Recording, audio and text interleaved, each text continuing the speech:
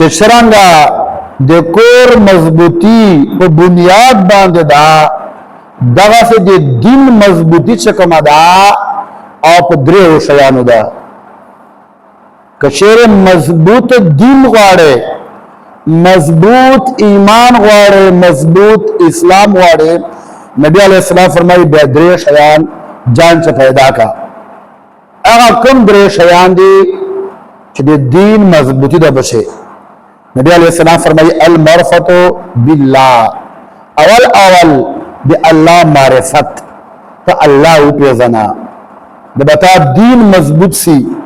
ها الله قدرتو باندې فکر وکا. الله کریم چورا مخلوقات پیدا کړای دا، ځکه اسمانونه، دریابونه، بوټي. ها د الله معرفت حاصل کا، دا اول بنیاد دا. کچره الله معرفت نو حاصل مون بخون درکې، قرآن تلاوت بخون درکې، جمعه تر اطلاق بخون درکې، ځکه تاب الله معرفت نہیں حاصل کړای، تا زړه بدن صفانی. او نبی علیہ السلام فرمایي دوم چکم دا ول یقینو، دوم یقین دا په الله یقین پوخ کا، په الله پاک باندې باور پخا کا، ہر حالت سے اللہ شکر ادا کا. دا بتاول دین چکم دا اغا مضبوط سی. او نبی علیہ السلام فرمائی درین چکم دا والعقل الکامع، عقل کامع دا چکم دا دی دین مضبوط والا بنیاد دا. نو عرض غا صحابہ یا رسول اللہ عقل کامع چشتہ ولا کی دی؟ نبی علیہ السلام فرمائی الکف معاصی اللہ اللہ طاعت اللہ عز و جل. نبی علیہ السلام فرمائی لو گناہونا خپل جان من کے دل او دی اللہ اطاعت چے حرص چکم دا عقل کامل دا.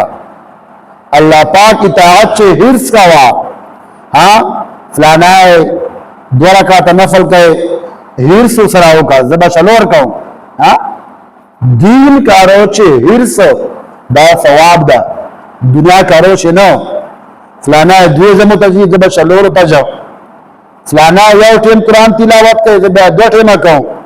نبی علیہ السلام فرمائی شو کارو چے حرص وکھا، لبد کارونا جان بچ کا. دا درے شیان دا دین مضبوط والی اولانی بنیاد دی. کہ دا شاید مضبوط ہو دین بدی مضبوطی، اگر دا شاید مضبوط نہ ہو دا بدی دین چکم دا آبدی مضبوط نہیں. حدیث قدسی دا، حدیث قدسی اگر طویل ہے کیجی چا فرمان دے اللہ، حکم دے اللہ اور زبان دے رسول اللہ. یعنی اللہ فرمائی چا اے دے ما محبوبہ تو تا فرمایا ما امتیانو تا چا اللہ پاک دا سے فرمائی. دا حدیث قدسی دا. نبی علیہ السلام فرمائی چا اللہ کریم فرمائی کنتو کنزا مخفیہ.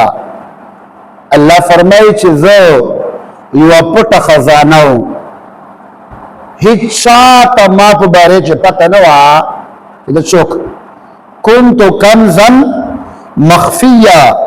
نبی علیہ السلام فرمائی اللہ فرمائی چا زو پتا خزانو فأحببت أن أعرفا فخلقت الخلق لأعرفا. فرمائی بے اللہ پاک فرمائی چھ ما دا اوشتو چیزا خلقو تا خلق پیزن گلو ورکو، خلق ما اوپیزنی ما معرفت حاصل کی. نو اللہ پاک فرمائی فخلقت الخلق دا ما طول مخلوق پیدا کرائے، مخلوق میں پیدا کرائے طول چدے پارا میں پیدا کرائے لِأُعْرَفَا چدا دو ما اوپیزنی ما معرفت حاصل کی. نبی علیہ السلام فرمائی دا اللہ پاک فرمائی، یعنی حدیث قدسی دا.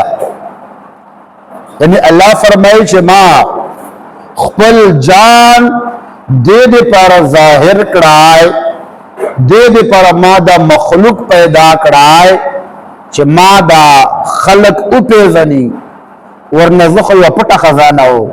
کنتو کنزن مخفیہ یو پټه خزانه نو ما دې پر خلق پیدا کړ چې ما او پیژني. او حضرت امام شبلی رحمت الله تعالی علیه دا یو لوی ولی تیر سوی دا فرمایي چې یو ورځ دا لګیا د خلکو ته واعظ او نصیحت کوي د قیامت پس منظر ته بیانې حساب معاشر دا منظر ته بیانې. حضرت امام شبلی رحمت الله تعالی علیه فرمایي دا واعظ او نصیحت کوي خلق په زړه دي لسترګو نه اوش کیږي په زړه دي قیامت پس منظر بیانې حساب و کتاب معاشر هغه حالات بیانې وتا او خلق زاړي.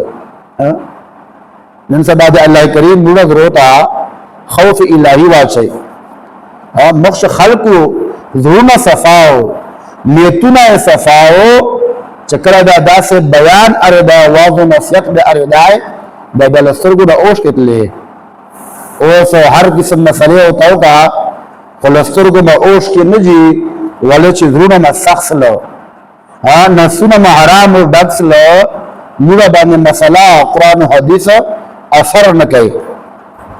فرمای خلق زاړي نو دغه مشه حضرت ابو الحسین نوری رحمت الله تعالی علیه دا یو بل غټ ولی تر سوا دا اغا تیرے دا پلاره باندې او امام شبلی ادا خلق یو قتل چې خلق زاړي امام شبلی رحمت الله تعالی علیه قیامت پس منظر بیانې ہوتا حساب و کتاب ہوتا بیانې.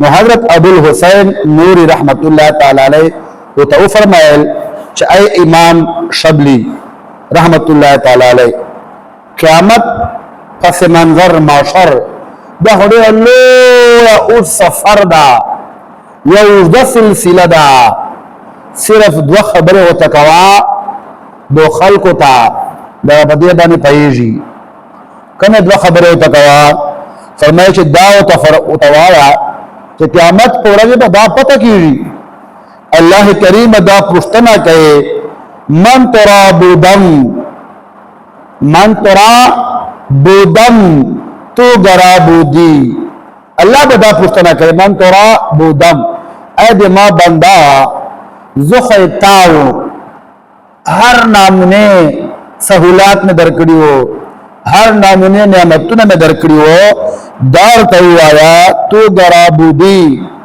آیا تا زندگی چاہ پر اتی رکھڑا چار عذاب پر اتا کارونا وکڑو صرف داو پا فرمایش اللہ پاک بدا پوچھتنا کہے من ترا بودم تو گرا بودی تو زخیتاو ہر شاہ میں درکڑی ہو دار کہو آیا چھتے چاہے تا شاہ پر زندگی تیرا وا دا مختصر جملے ہوتا بیانا وا جب خلق بدے بنے پیاجی چھ اللہ بدا پوچھتنا کہے دا زندگی چرنگا تیرا وا ما ہر شاہ درو.